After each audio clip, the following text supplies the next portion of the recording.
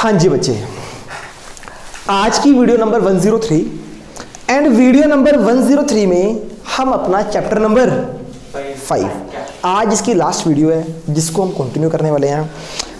देखो बच्चे, पहले तो प्रैक्टिस करो आप इसमें, है ना। तो वैसे तो कल आपका शेयर शुरू करना था, पर आप कल नहीं करूँगा, परसों करूँगा। कल इस कैश फ्लो को थोड़ा अलग तरीके से कराएंगे, ठीक है ना। हाँ जी मैम, मैम अब प्लीज़ क्लास के बाद रिकॉर्ड हो रही है क्लास। हाँ जी बेटा, देखो पहले तो डाउट्स लेते हैं आपके, नॉर्मल जो डाउट्स हैं या कुछ इंपॉर्टेंट पॉइंट्स हैं जो हमें डिस्कस करने हैं, है ना, उसको करते हैं। हाँ जी, डाउट्स बताइए बेटा, शुरू हो जाओ डाउट्स अपने। इलस्ट्रेशंस के डाउट्स। पहले तो बच्चे कुछ पॉइंट मार्क कर लो जो मोस्ट इंपॉर्टेंट है, आपको रटने हैं और घर जाकर इनको एनालाइज करना है। ये नहीं है कि मैं पॉइंट्स करा दूंगा तो फिर कल भूल जाओ इनको, ठीक है ना। तभी बच्चे इंपॉर्टेंट पॉइंट्स हैं वो, है ना। पेज नंबर 5.79, पेज नंबर 5.79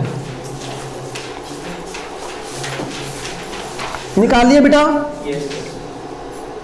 निकाल लिया? हर रोज चले बच्चे, आप किसी साथ बैठो ना, फिर आपको पता क्या चलेगा मैं कौन सा पॉइंट डिस्कस कर रहा हूं। अपने आप इनिशिएट खुद लिया करो कि मुझे पढ़ना है, खुद होना चाहिए कि मुझे पढ़ना है कि सर क्या पढ़ा रहा है, मैं देखूं कहीं से, मुझे खड़ा करना पड़ रहा है आपको। Page number 5.79 illustration number 59, point number 4 important, ये अलग भी है। Page number 5.77 illustration 58, point number 2 important भी है। इलस्ट्रेशन नंबर 57 मोस्ट इंपॉर्टेंट, इसका पॉइंट नंबर 2, 4 and 6।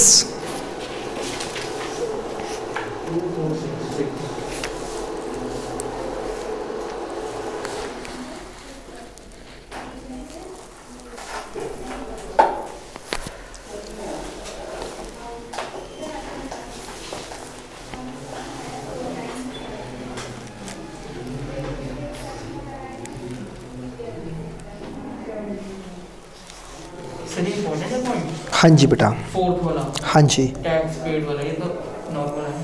इंपॉर्टेंट है बच्चे, इंपॉर्टेंट है, बता रहा हूँ बेटा। वैसे होगा, मैं वैसे पॉइंट्स बात कर रहा हूं। पेड दिया, मेड पता नहीं कैसे निकालना है, अकाउंट बनेगा, इसमें दिया नहीं ना। प्रोविजन ऑफ कैश को टैक्स नहीं गिवन। अच्छा फिर ठीक है, मैं देखा है ना, मैंने सिर्फ पॉइंट की बात किया। हाँ जी, उसके बाद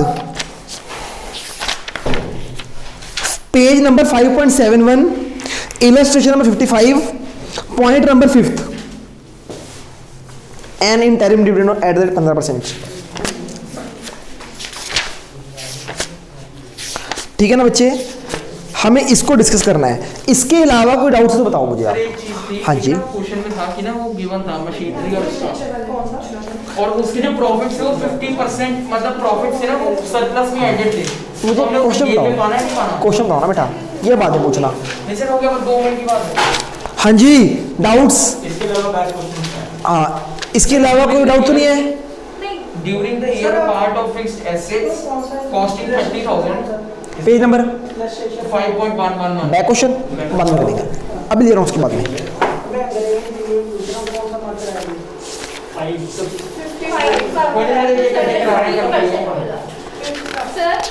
हाँ जी गुड़िया, एक मिनट। हाँ जी, समझ आ गया बेटा। तो ये डाउट्स मैं लेने वाला हूँ, पहले डाउट्स लेंगे, फिर कैश फ्लो को अलग तरीके से कराएंगे। तो बच्चे पहली बात देखो, आप लोगों के अंदर ना अभी तक वो फीलिंग्स नहीं है कि यार मुझे चैप्टर करना है, कि मुझे सोचना है। मैं आपको बोल रहा हूँ कि चैप्टर को ऐसे पढ़ो कि भैया मुझे ये चीजें क्लियर नहीं हो रही, हर क्वेश्चन में पॉइंट में डाउट है, उस पॉइंट को अलग नोट कर लो, मेरे पास लेके आओ, उसको एनालाइज करो, ताकि बाद में दिक्कत ना रहे। बच्चे बस कर ही जा रहे, तुक्के मार के देख लिया, सोल्यूशन में पॉइंट हो गया, खत्म, अगली बार फिर वो पॉइंट में दिक्कत। ये नहीं है आपको कि जो पॉइंट नहीं समझ आ रहा उसको नोट कर लूं, ठीक है बेटा। तो बच्चे सबसे पहले इलस्ट्रेशन नंबर 55 पॉइंट नंबर 5,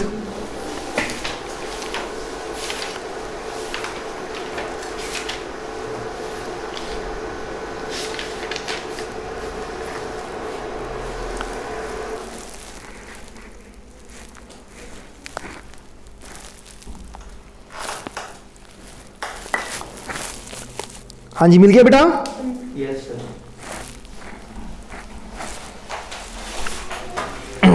एक मिनट राजी।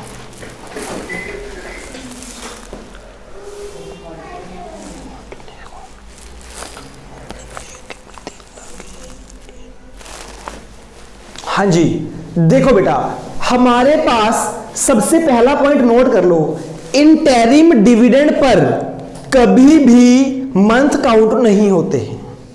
पहली बात नोट कर लो, आप निकालते हो ना 6 महीने का, 9 महीने का। अब ये क्वेश्चन क्या है? ये क्वेश्चन है 1 अप्रैल 2018 से 31 मार्च 2019, या फिर 31 मार्च 2018 से 31 मार्च 2019, है ना। पहले बच्चों को डाउट है कि सर इंटरिम डिविडेंड है 1 जनवरी 2019 को, है ना। बच्चे बोलते हैं कि सर 9 मंथ्स का लगाओ। क्या बोलते हैं बच्चे? 3 लाख ओपनिंग थे, 3 लाख पर 15%। बच्चे बोलते हैं इंटू 9/12 करो। याद कर लो, रट्टा लगा लो, इंटरिम डिविडेंड कभी भी 9 महीने का नहीं होता। इंटरिम डिविडेंड हमेशा पूरे साल का दिया जाता है, चाहे यहां हो कहीं भी हो। समझ आ गई? इंटरिम डिविडेंड पर कभी भी टाइम, जब फोकस इधर, भूल जाओ बेटा, अभी करते हैं बात। हाँ, टाइम जैसे है ना 9/12, इसको कंसीडर नहीं करना आपने। 10/12 इसको कंसीडर, इंटरिम डिविडेंड पर कभी भी टाइम, और लिख लेना इसको इंपॉर्टेंट पॉइंट्स में। दूसरी बात, ये तो रट्टा हो गया। अब लॉजिक समझो, क्या ये लिखा है 15%, डिविडेंड 15%। बच्चे एक बात बताओ, क्या यहां लिखा है 15% या लिखा है 15% पर एनम? क्या लिखा है? क्या फर्क है दोनों में? इसका मतलब है पूरे साल का है रेट, इसका मतलब यह है कि पूरे साल का नहीं है, जितना टाइम है ना उतना ही रेट है। तो जब भी पर एनम नहीं होता, हम कभी भी टाइम नहीं लगाते, कभी भी नहीं लगाते। अगर पर एनम ही नहीं है तो कभी भी टाइम कैसे सर पर एनम आएगा? आएगा नहीं पर एनम। क्लियर है बच्चे? इंटरिम डिविडेंड पर कभी भी टाइम काउंट नहीं करना। आई होप समझ आ गया होगा आपको। Illustration number 57।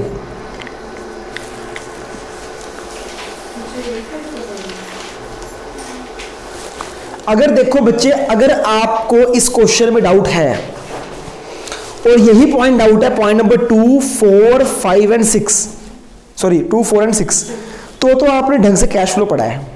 अगर आपको डाउट्स नहीं है ना बच्चे, तो आपके कैश फ्लो पढ़ने में कोई फायदा नहीं, कुछ नहीं तमीज से पढ़ रहे हो। ये डाउट सिर्फ खुशी ने पूछा मुझसे। ये वाला डाउट्स है, पता ही नहीं मैंने अभी तो बोला क्या। नहीं, पहले पूछा नहीं ना। अच्छा, ये डाउट्स हैं आपको? अगर है तो मतलब क्वेश्चन पढ़े आपने ढंग से। देखो, पहली बात है, during the year non current investment were sold at a profit of 20%। Non current investment कितनी सेल हो रही है? सेल कितनी हो रही है? पहले कितनी थी इन्वेस्टमेंट? पहले 50,000 थी। पहले नॉन करंट इन्वेस्टमेंट 50,000 थी, अब कितनी रह गई? 40,000। कितनी सेल होगी? 10,000 की सेल होगी। समझा रहा है? 10,000 क्या होगी बेटा? सेल हो गई। वो कहता है कितने परसेंट प्रॉफिट पर? 10%, 20% प्रॉफिट पर, यानी कि 2,000 प्रॉफिट पर सेल हो गई। तो यानी कितने की सेल हो गई? सेल हो गई 12,000 की, हाँ है ना। और जो 2,000 इसका प्रॉफिट है वो कहां जाएगा? Capital reserve. उसको छोड़ दो, कैश फ्लो में कहां जाएगा? Profit on sale of asset,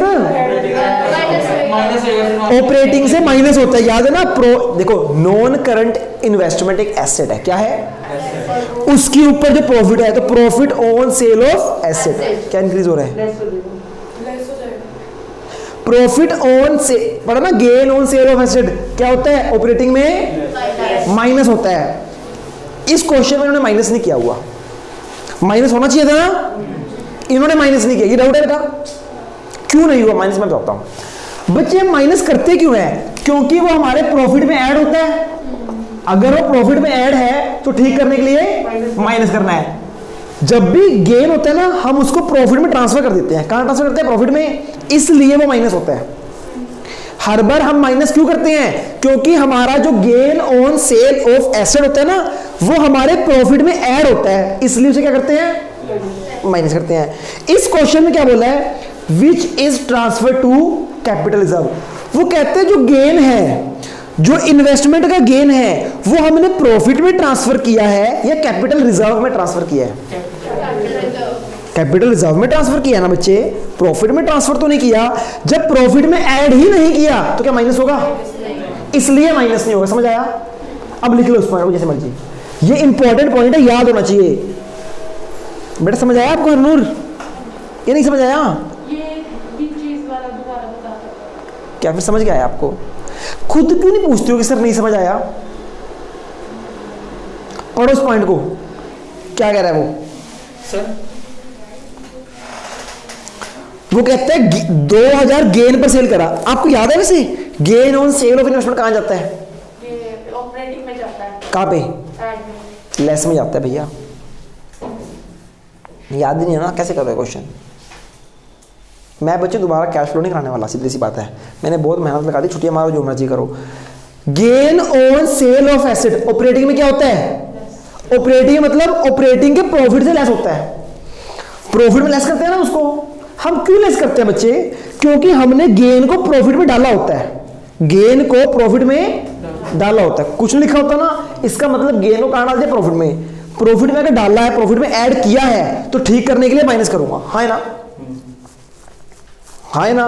पर इस क्वेश्चन में क्या बोल रहा है वो कि जो एसेट के ऊपर गेन हुआ, हमने उसको प्रॉफिट में ना डालकर कैपिटल रिजर्व में डाल दिया।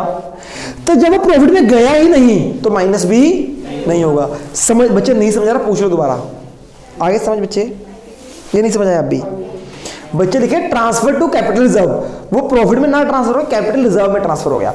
अब देखो जरा कैपिटल रिजर्व पे आओ। बैलेंस शीट में नोट्स टू अकाउंट में पहले ही लिखा है रिजर्व एंड सरप्लस। पहले 0 था, अब कितना आ गया? ये 2000 कहां से आया है? ये प्रॉफिट से ट्रांसफर हुआ इसमें या फिर इन्वेस्टमेंट से आया है? इन्वेस्टमेंट का प्रॉफिट आया है। ये 0 था पहले, अब ये 2000 कैसे बढ़ गया? क्योंकि इन्वेस्टमेंट में प्रॉफिट है वो यहां पे ऐड हो गया। हाँ है ना? बात समझ आ गई? अब कहीं ना कहीं बच्चा एक और डाउट आता है इसमें भी। यहाँ पे पहले 0 था कैपिटल रिजर्व, अब कितना हो गया? 2000। तो कितना ट्रांसफर हुआ? तो ये ट्रांसफर टू रिजर्व हम वर्किंग नोट में ऐड करते हैं ना 2000 पे, ये ऐड नहीं किया उन्होंने। क्यों नहीं किया? सिर्फ कैपिटल रिजर्व जनरल करते हैं जी नहीं, सारे रिजर्व करते हैं। क्यों नहीं किया ऐड बच्चे? मैं बताता हूं आपको। क्योंकि ये 2000 आया कहां से है? ये इन्वेस्टमेंट से आया, ये प्रॉफिट से नहीं आया। अगर ये प्रॉफिट से ट्रांसफर हुआ होता तो प्रॉफिट में दोबारा ऐड होता। ये आया कहां से है? इन्वेस्टमेंट से है, तो इससे प्रॉफिट पे कोई फर्क नहीं पड़ा, इसलिए कहीं भी नहीं जाएगा। समझ आ गई? और सर एक चीज ऐसे थी जनरल सर, जैसे इशू ऑफ डिबेंचर होता है, इशू ऑफ शेयर कुछ भी, तो सर वो जैसे अब 1 लाख है, 1,19,000 में और 1,20,000 में है, कुछ भी नहीं होता ना। इशू कहाँ हुआ? ना इशू ना पे हुआ। हाँ तो कुछ भी नहीं आएगा ना, नो फ्लो। वैसे पूछता था मैंने, कर रहा हूँ। समझ आया बेटा? क्या समझ आया? देखो आपके हिसाब से क्या होना चाहिए? मैंने आपको क्या सिखाया था? ट्रांसफर टू रिजर्व ऐड होता है वर्किंग नोट में, ये ऐड नहीं होगा। 0 से 2000 होना, ये 2000 ट्रांसफर तो हुआ है, पर ये हम ना ट्रांसफर प्रॉफिट में से करते थे। कहां से करते थे? प्रॉफिट में से ट्रांसफर करते थे, इसीलिए दोबारा ऐड करते थे। इसमें हमने प्रॉफिट से ट्रांसफर ना करके इन्वेस्टमेंट से ट्रांसफर किया है, तो प्रॉफिट तो कोई फर्क नहीं पड़ना बच्चे, तो इसलिए ऐड भी नहीं होगा। समझ आ रहा है? पक्का? इसको भी लिख लो, कहीं लिखना हो तो लिख लो कि पहले तो लिखो, पहले तो नोट्स में लिखो कैपिटल रिजर्व, ये लिखे ना ट्रांसफर टू रिजर्व 0 से 2000, यहां लिखो ये वर्किंग नोट में ऐड नहीं होगा क्योंकि ये इन्वेस्टमेंट से आया है। It will not add in working note because it is transfer from investment account. हाँ जी, मैंने लिखा कि gain on sale of non current investment not to be deducted from operating. वो सेकंड पॉइंट है ना, मैं पहला पॉइंट बता रहा हूँ, मैं कुछ और बता रहा हूँ, ठीक है ना। साथ में लिख लो रेफर नंबर .2, .2 से आ रहा है ना ये पॉइंट, लिख दो रेफर नंबर .2 से आ रहा है। समझ आ गई आपको बात? अगर ये पॉइंट ना होता ऊपर वाला ड्यूरिंग द ईयर, फिर ये ऐड होता, समझ आएगी ना, फिर तो ये ऐड होता, अगर ये सेकंड एडजस्टमेंट ना होती फिर ये ऐड होता, क्योंकि ट्रांसफर टू रिजर्व ऐड करते हैं हम। तो कैपिटल रिजर्व में भी नहीं जाता है सेकंड पॉइंट। नहीं हो सकता था क्या, हमने प्रॉफिट से कैपिटल प्रॉफिट बनाया है, कैपिटल रिजर्व बनाया है, ठीक है ना। समझ आ गई ना बच्चे आपको ये बात, हाँ या ना, क्लियर हो गया। उसके बाद सेकंड पॉइंट के ऊपर लिख लो, कहीं पे भी कुछ नहीं जाएगा एक टाइप से कैश फ्लो में। कैश फ्लो में जो एसेट सेल है ना 12,000 की सेल हो जाएगी, तो वहाँ 12,000 आएगा सेल में, सेल प्राइस निकल रहा है ना 12,000 रुपये। इसका अकाउंट बनेगा ना इसे, जरूरत नहीं बनाने, यहाँ बनाओ अकाउंट बनाओ इसका। कैसे इन्वेस्टमेंट अकाउंट बनेगा, इधर आएगा ओपनिंग बैलेंस, इधर आएगा, ठीक है, इधर आएगा सेल 12,000 रुपये, इधर प्रॉफिट आता है ना गेन, प्रॉफिट तो आएगा पर कैपिटल रिजर्व के नाम से आएगा, क्योंकि कैपिटल रिजर्व में गया ना, परचेज क्या हाँ फिर बैलेंस शीट करना, समझ आ गया। उसके बाद पॉइंट नंबर 4,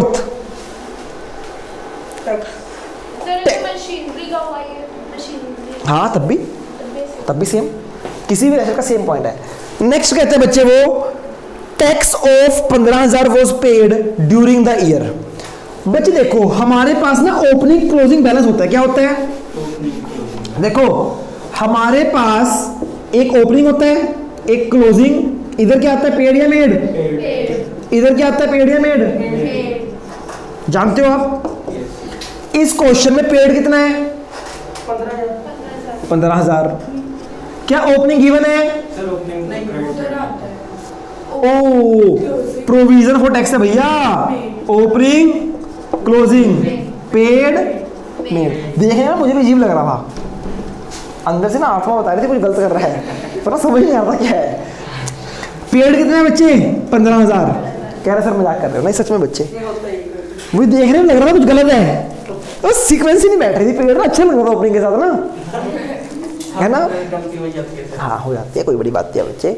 सुनो जी, opening closing paid made, opening given है नहीं गिवन, क्लोजिंग भी नहीं गिवन, जीरो है बच्चे, तो जितना पेड है उतना क्या बन जाएगा, आप बैलेंसिंग फिगर करो, यही करना। तो पेड, तो कहने का मतलब अगर ओपनिंग क्लोजिंग ना गिवन हो तो पेड ही मेड बन जाएगा, अगर मेड ही पेड बन जाएगा। समझ आ गई, लिख लो उस पॉइंट को भी।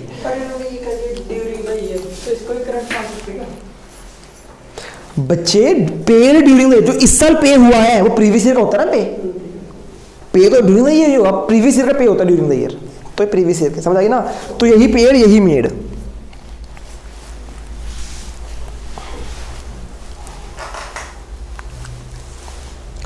पॉइंट नंबर 6 क्या कहते हैं वो, देखो बच्चे board had proposed final dividend, board क्या बोलती है, देखो बच्चे दो चीजें होती है, मैं आपको समझाता हूँ ध्यान से समझना। जब कंपनी डिविडेंड देती है ना, क्या देती है, तो दो बंदों की परमिशन चाहिए होती है डिविडेंड के लिए। पहले बोर्ड, जो बोर्ड ऑफ डायरेक्टर होता है कंपनी के, बोर्ड ऑफ डायरेक्टर, और एक होता है शेयर होल्डर, हाँ है ना। जब ये दोनों अप्रूव करेंगे ना तब कंपनी डिविडेंड पे करती है। मान लो किसी कंपनी ने अपने शेयर होल्डर्स को डिविडेंड पे करना है, तो जब ये दोनों अप्रूव करेंगे तब क्या होगा, डिविडेंड पे होगा। बात समझ आ रही है बेटा, पक्की बात समझ आ रही है, ओके। तो बच्चे मैं आपको क्या कहना चाहता हूं, मेरी बात सुनो। इस क्वेश्चन में वो क्या कहता है, कहता बोर्ड ने तो अप्रूव कर दिया पर शेयर होल्डर ने अप्रूव करने से मना कर दिया, क्या डिविडेंड पे होगा, नहीं होगा ना। जब डिविडेंड पे ही नहीं हुआ तो वो ना आए ही नहीं, वो पॉइंट ही नहीं है कहीं भी, ना वो वर्किंग नोट में जाएगा। देखो फाइनल डिविडेंड दो जगह जाता है, एक वर्किंग नोट में और एक फाइनेंस अकाउंट में, है ना, फाइनेंशियल स्टेटमेंट में, तो कहीं भी नहीं जाएगा। क्यों, क्योंकि अप्रूवल ही नहीं मिली। जब अप्रूवल है तो पे नहीं किया, पे नहीं किया तो कहीं जाएगा नहीं, तो इस पॉइंट में कुछ नहीं करेंगे। समझ आई क्यों, मार्क कर लो इसको। क्लियर हो गया बेटा पॉइंट, बेटा हिलना जाए,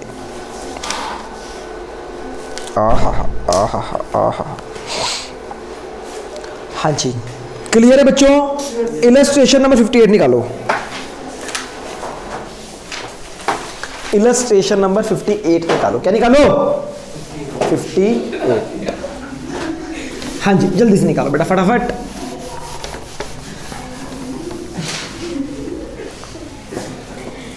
निकाल लिए बच्चे।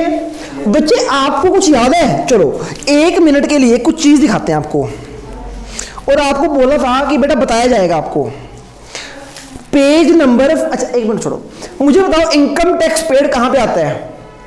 इनकम टैक्स कहां पे? ऑपरेटिंग में लेस होता है, पता है आपको? इनकम, आपको कुछ याद नहीं लग रहा बेटा हरनूर? ऑपरेटिंग में लेस होता है इनकम टैक्स पेड, है ना?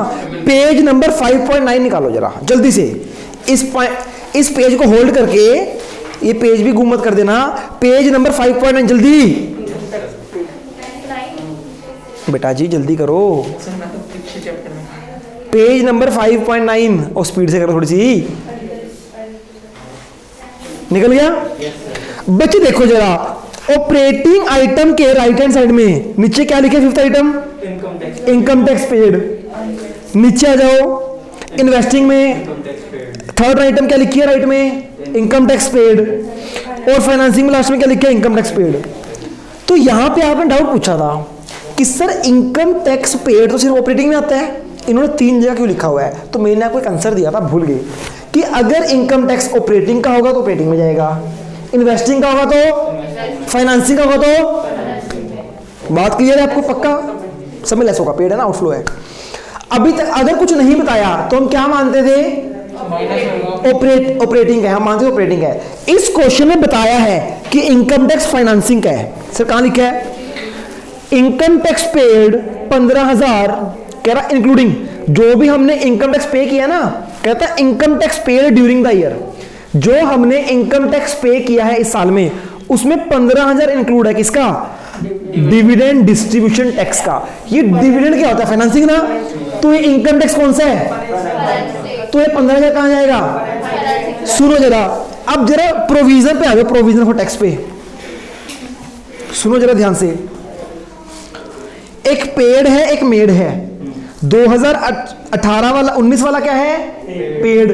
2019 वाला है पेड, 20 वाला क्या है? अब सुनो जरा ध्यान से, मुझे बताना जरा, प्रोविजन फॉर टैक्स एक है 20 और एक है 19। हाँ जी, क्या बोलते हैं वो बताओ जरा, कितना कितना है? 19 में कितना है?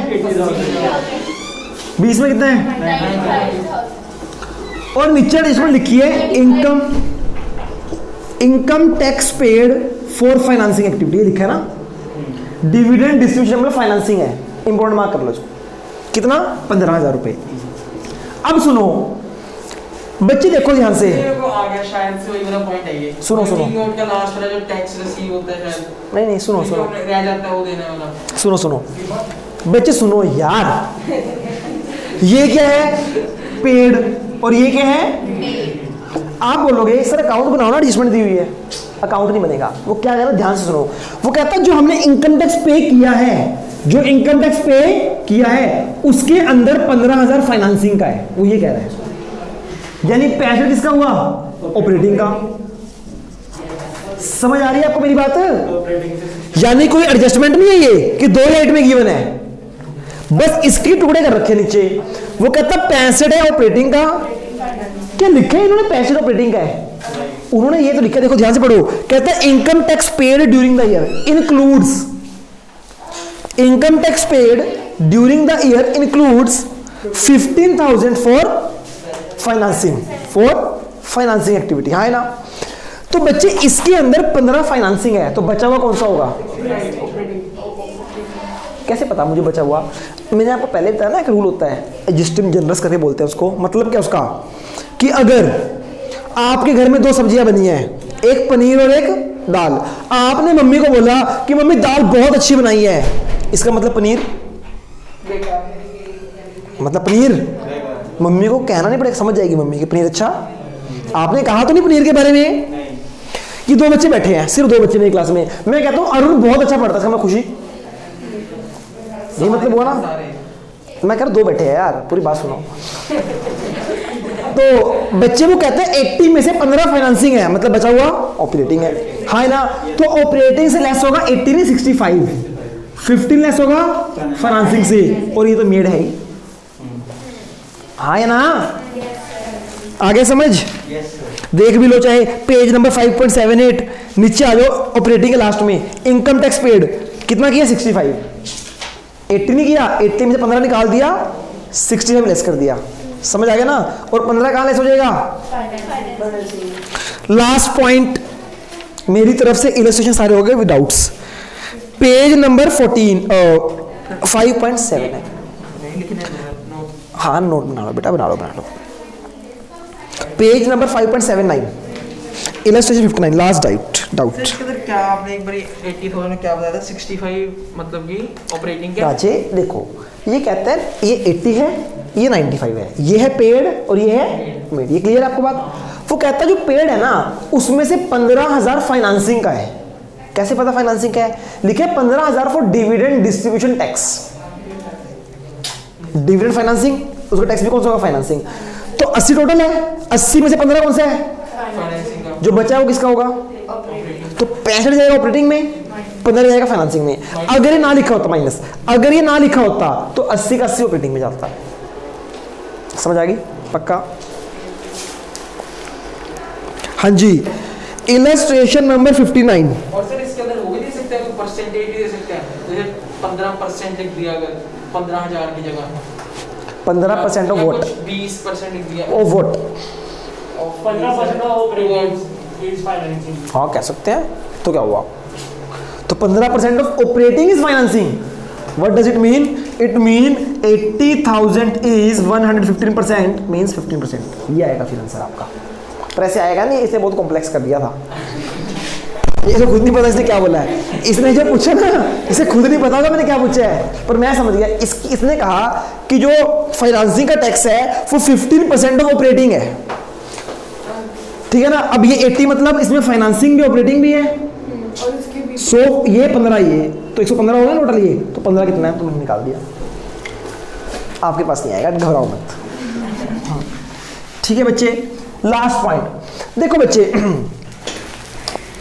एक बात देखो, किसी ने डाउट नहीं पूछा, सब नालायक हैं बच्चे। एक बात बताओ जरा मुझे, आप सबको ये तो पता है, पहले तो मुझे बताएगी ये बात हरनूर, देखते हैं क्या बताएगी। ये जनरल रिजर्व है, ये 2020 है, ये 2019 है। यहाँ पे हो गया 20,000, यहाँ पे था 5,000। क्या करेंगे इसका राजे, कैश फ्लो में। हाँ जी बेटा, ऑपरेटिंग में तो प्लस होगा, कितना वर्किंग नोट में कितना 5,000,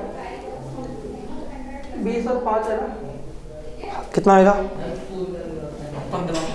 15,000 होगा बेटा। क्या कर रही हो, क्या होता है ट्रांसफर टू रिजर्व, पहले 5 था 20 है, कितना ट्रांसफर किया 5 का 20 कैसे बना 15 ट्रांसफर किया ना बच्चे। क्या कर रहे हो आप हरनूर, आप अगर मैंने क्वेश्चन कर लिए नहीं, मेरे को लगा कि आप वो करना भी लिख रही है, बच्चे, दोनों दिया ना, ट्रांसफर टू रिजर्व कितना होगा 15 होगा ना। ये सबको पता है कि अगर जनरल रिजर्व बढ़ जाए, अगर जनरल रिजर्व बढ़ जाए तो इसका मतलब जनरल रिजर्व में ट्रांसफर हुआ है, आप ऐड कर देते हो। सर वो नहीं करते, मैं तो उससे करता हूँ क्लोजिंग माइनस ओपनिंग, मतलब कि 20 में 5। ओ नहीं नहीं, पागल हो गए क्या, ट्रांसफर टू रिजर्व। अब देखो अगर ये 5 होता और ये 20 होता, हमेशा सीधा होता है, जनरल रिजर्व बढ़ रहा होता है, हम कहते हैं ट्रांसफर टू रिजर्व, रिजर्व के अंदर ट्रांसफर तो ऐड कर दो। अब ये 20 से 5 हो गया भैया, ये माइनस हो गया, ये ट्रांसफर टू रिजर्व नहीं है, वो माइनस नहीं करेंगे वर्किंग नोट में, नहीं नहीं मैं ये नहीं कर रहा वर्किंग नोट में माइनस करें। बच्चे देखो अगर जनरल रिजर्व बढ़ रहा है तो हम कहते हैं उसके अंदर ट्रांसफर हो गया तो ऐड हो जाएगा। कई बच्चे ना इसको भी 15,000 को ऐड करते हैं वर्किंग नोट के अंदर, ये बहुत गलत बात है। आप वो ना हमने कहा ट्रांसफर टू रिजर्व, ये रिजर्व के अंदर थोड़ी ट्रांसफर हो रहा है भैया, ये तो निकाल रहा है, ये ट्रांसफर फ्रॉम रिजर्व है, हाँ है ना। सर ये कोई नॉर्मल लॉस हुआ है, इसका क्या अभी पता नहीं ना। अब ये 15,000 ये कहाँ गए पैसे, पता है हमें कुछ नहीं पता ना, तो कुछ नहीं करेंगे कैश फ्लो में। पर इस क्वेश्चन में देखते हैं, इस क्वेश्चन में वो क्या बोलता है, जनरल रिजर्व पहले था 375, 375, बाद में कितना हो गया 1। तो बच्चे कम हो रहा है, ये कम हो रहा है, ये ट्रांसफर टू रिजर्व नहीं है। कितना कम हो रहा है 240, 2,40,000 रुपए कम हो रहा है। ये कहां गया देखते हैं, कुछ गिवन है क्वेश्चन में, पढ़ते हैं। 4th पॉइंट पढ़ो, the company declare and paid interim dividend. Company ने इंटरिम डिविडेंड पे किया, कितना? 40 रुपए एक इक्विटी शेयर पर, आउट ऑफ जनरल रिजर्व। भैया ये पैसा कम क्यों हो गया? जनरल रिजर्व से पैसा निकाल के हमने इंटरिम डिविडेंड। बच्चे हम जो इंटरिम डिविडेंड पे करते हैं वो प्रॉफिट से पे करते हैं या जनरल रिजर्व से पे करते हैं? वैसे प्रॉफिट से। हमेशा प्रॉफिट से पे करते हैं बच्चे। हम प्रॉफिट से पे करते हैं तो प्रॉफिट से माइनस हो जाता है वो, इसीलिए हम उसको इंटरिम डिविडेंड को ऐड करते हैं, है ना? याद है ना, वर्किंग नोट में इंटरिम डिविडेंड ऐड होता है। क्यों ऐड होता है? क्योंकि उससे वो निकला होता है, उससे वो निकला होता है, इसलिए ऐड होता है। पर इस क्वेश्चन में जो इंटरिम डिविडेंड है, क्या वो प्रॉफिट से निकला है या रिजर्व से निकला है? वो प्रॉफिट से तो निकला ना, तो इस केस में इंटरिम डिविडेंड उसके अंदर ऐड होगा ही नहीं, प्रॉफिट के अंदर। समझ आ गया? वर्किंग नोट में इंटरिम डिविडेंड ऐड क्यों नहीं होगा? क्योंकि वो उससे निकला ही नहीं। जब निकला ही नहीं तो ऐड क्यों होगा? वो कहता है, अब समझ आया? तो ये 240 से कहां गए? ये इंटरिम डिविडेंड पेने में चले गए, तो कोई इफेक्ट नहीं आएगा इसका। प्रॉफिट पे कोई इफेक्ट नहीं पड़ेगा, कैश फ्लो पे कोई इफेक्ट नहीं पड़ेगा, है ना? हाँ, पर जो फाइनेंसिंग में पे करते हैं 240, हमने कैश में तो पे किया ना, फाइनेंसिंग से लेस हो जाएगा। देखो, इंटरिम डिविडेंड के दो इफेक्ट होते हैं, एक तो वर्किंग नोट में ऐड, फाइनेंसिंग में माइनस। क्यों फाइनेंसिंग में माइनस? क्यों? कैश जाता है, पे करो कैश जाएगा, और दूसरा प्रॉफिट से निकला होता है इसलिए ऐड करते हैं। अब इस केस में कैश तो जाएगा जब पे कर रहा हूं, तो फाइनेंसिंग से लेस तो होगा, कैश तो जाएगा, फाइनेंसिंग से लेस तो होगा, पर प्रॉफिट से नहीं निकला तो इसलिए ऐड नहीं होगा। तो इस केस में इंटरिम डिविडेंड का एक इफेक्ट होगा। समझ आ गई? सर मैं निकाल के दिखा दो कैसे 40% वगैरह लिखो। क्या 40%? जरूरत ही नहीं इसकी 40 की। चलो अब इसने क्या है, निकाल के दिखा दो, तो मैं दिखा देता हूं। बच्चे हमें नहीं पता था ना इंटरिम डिविडेंड कितना पे हुआ, उसने बोला आउट ऑफ जनरल रिजर्व पे किया है, तो जितना कम हुआ उतना पे हुआ है, यानी 2,40,000 रुपए का इंटरिम डिविडेंड पे किया है। एक शेयर पे कितना था? 40 रुपए, तो कितने शेयर पे हुआ होगा? ये डिवाइड कर दो, यानी 60,000 शेयर थे, उसके ऊपर 40 रुपए डिविडेंड था, तब 240 आ गया। तो इसलिए करने की जरूरत नहीं। समझ आ गई बच्चे? तो कहने का मतलब इंटरिम डिविडेंड वर्किंग नोट से माइनस नहीं होगा, ऐड नहीं होगा। क्यों? क्योंकि वो प्रॉफिट से नहीं निकला, वो जनरल रिजर्व से निकला है, और फाइनेंस से माइनस होगा। लिख लिया? ठीक है, लिख लिया बच्चे? हाँ जी। हर नोट एक मिनट होमवर्क सुन लो, क्या करना है होमवर्क सुन लो बच्चे। पहले अपना आज क्या करना है, आपने illustration number 45 to illustration number 60 करने हैं। कैसे करने हैं मैं बता रहा हूँ। आपने ना ऑपरेटिंग करना ना इन्वेस्टिंग करना, सिर्फ क्या करना है? सिर्फ क्या करना है? फाइनेंसिंग एक्टिविटी करके आनी है आपने। मेरी बात समझ रहे हो? फाइनेंसिंग से रिलेटेड जो भी फैक्ट्स हैं, अगर कुछ ऑपरेटिंग में जाएगा तो डालना पड़ेगा आपको।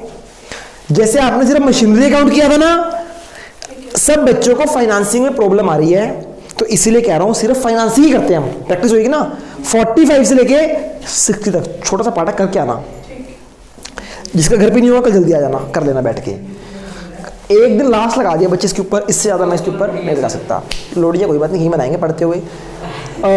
बच्चे सुनो, कल आपने कैश फ्लो की बुक भी लेके आनी है और शेयर्स वाली बुक भी लेके आनी है। देखते क्या करेंगे। होमवर्क समझ आ गया? हर रोज आप जाओ। हाँ, बिजनेस की भी है कल बेटा। बिजनेस की मैं बात करूँगा, चलो आपसे ना, आप भी मम्मा से बात करना एक बार, ठीक है ना? वो चैप्टर बता दूंगा मैं आपको घर जाके ना, कौन कौन से हैं। वो चैप्टर जो मेरी बुक में है मैं आपको बता दूंगा, अगर वो चैप्टर हो तो पढ़ लेना।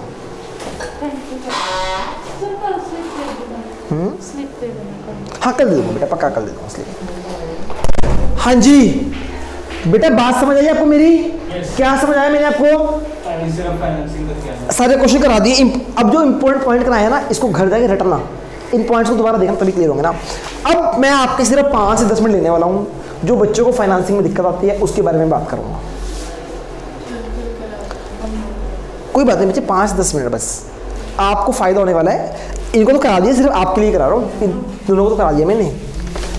कुछ ना 5 तरह की एडजस्टमेंट आती है जिससे बच्चे कंफ्यूज हो जाते हैं फाइनेंसिंग में ना, और कोई एडजस्टमेंट नहीं है बच्चे। हाँ जी, एक है इंटरेस्ट की एडजस्टमेंट आ जाती है आपके पास, एक आ जाता है आपके पास जैसे 10% interest, 10% premium on redemption, 10% security premium reserve, 10% final dividend, 10% interim dividend. इसको आप प्रपोज्ड भी बोल सकते हो। बच्चे देखो, यही 5 एडजस्टमेंट हैं जो हर क्वेश्चन में घूम घूम घूम घूम के आती हैं। इससे पहले एक हल्का सा पॉइंट, मेरे को ही कहता है लड़का, ये छोटा सा लड़का, ये क्या कहता है मुझे, कहता सर एक बात बताओ। मैंने कहा बेटा पूछो। कहता सर बैलेंस शीट होती है। मैंने कहा हाँ जी होती है। कह रहा सर डिबेंचर लिखे हैं 5 लाख 6 लाख। मैंने कहा बेटा बिल्कुल लिखे हैं 18 19 10%।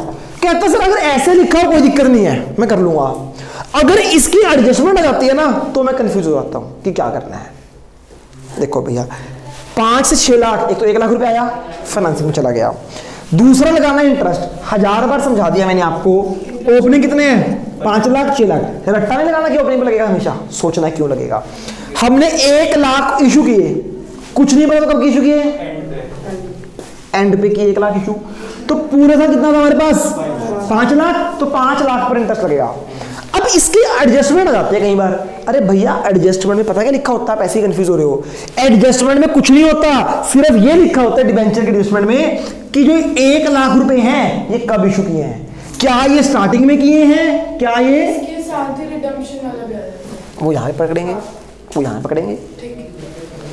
आपको मेरी बात समझ आ रही है ना बच्चे? कुछ नहीं, सिर्फ ये पॉइंट आता है कि डिबेंचर जो 1 लाख के थे, आपको पता है अगर कुछ नहीं है तो एंड में होगा, कुछ होगा तो एडजस्टमेंट में गिवन होगा। एडजस्टमेंट में सिर्फ इतना गिवन होता है कि ये 1 लाख इशू कब हुए। अगर है एंड में हुए तब कोई दिक्कत ही नहीं है, हमने तो पहले एंड में ना था। अगर बोल दिया स्टार्टिंग में हुए तो पूरे साल 6 लाख पे लग जाएगा। बताओ एडजस्टमेंट में क्या दिक्कत है? समझ आ गई ना? तो ये तो हो गया आपका इंटरेस्ट का पॉइंट। इंटरेस्ट में इससे ऊपर कुछ और नहीं हो सकता। तो इंटरेस्ट ये आपका इन्वेस्टमेंट में भी हो सकता है, आपका लोन पर भी हो सकता है, डिबेंचर में भी हो सकता है, बैंक लोन पे भी, मॉर्गेज लोन पे भी। गुड इवनिंग बेटा। घर हाँ जी, जाना उसके पास? जाओ देख के जाना बेटा, इसको हिलना जाए। हाँ जी सर ये जो 10% डिबेंचर गिवन होता है, ये सिर्फ एक रेट होता है ना? ये रेट ऑफ इंटरेस्ट। इसमें तो नहीं कुछ करना अमाउंट 10 या कुछ? नहीं नहीं नहीं नहीं, ये परिणाम होता मैंने है। एक बार कर दिया, वो गलती निकल गई थी। Ma'am please close the door. अब इसको 5 मिनट बिठा के रखो अंदर। हाँ बेटा बात समझ आ गई आपको? पक्का? वो सोच रहे क्यों आई। इंटरेस्ट 2 तरह के, कौन कौन से? एक इन्वेस्टमेंट और एक इन पे इंटरेस्ट हो सकता है। बच्चे आपको ये देखना है कि इस पे इंटरेस्ट कब लगेगा, बस 5 पे लगेगा। या आपको बता दिया मैंने अच्छे से, लास्ट वीडियो में बता दिया, ठीक है? क्लियर है बच्चे? ये पॉइंट क्लियर हो गया आपको। Next point is premium on redemption. अरे भैया देखो रिडम्पशन का मतलब क्या है? वापिस देना पैसे तो है। देखो अब प्रीमियम 2 तरह के हो सकते हैं, एक होता है प्रीमियम ऑन रिडम्पशन, एक होता है सिक्योरिटी प्रीमियम रिजर्व। बच्चे बड़े कंफ्यूज। बच्चे प्रीमियम का मतलब होता है एक्स्ट्रा पैसा। प्रीमियम का मतलब क्या है?